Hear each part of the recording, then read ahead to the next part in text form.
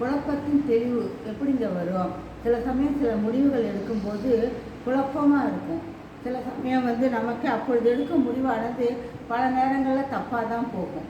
கோபத்தில் எடுக்கிற முடிவாகட்டும், ஒரு குழப்பத்தில் இருக்கிற முடிவு, கோபத்திலேயோ குழப்பத்திலேயோ முடிவுகளை எடுக்காதீங்க. அமைதியாக விட்டுடுங்க. அதுக்கு ஒரு நாள் கூட தேவைப்படலாம், 2 நாள் தேவைப்படலாம்.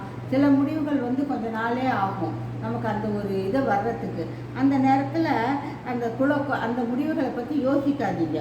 அந்த குழப்பங்கள் தெளிவான முடிவு கிடைக்க நமக்கு அதுக்கேல கேட்ட அவகாசம் கிடைக்கணும். கோபமாக இருக்கும் கோபத்தில் கூட முடிவுகள் சரி வராது. அப்பயும் அமைதியாக இருந்து பாருங்கள். நம்ம அந்த கோபத்துலேயும் நமக்கு என்ன தெளிவுங்கிறது கிடைக்கும். அதுவும் அதை விட ஒன்று, நீங்கள் என்ன இது பண்ணீங்களோ விடிய காலையில் எழுந்திருக்கிறீங்க இல்லையா, அப்போ நீங்கள் அந்த முடிவை பற்றி யோசிங்களேன். உங்களுக்கு தெளிவான எது நன்மை எது தீமைங்கிற முடிவு நீங்கள் எது எடுக்கலாங்கிறத தெளிவாக உங்களுக்கு கிடைக்கும்.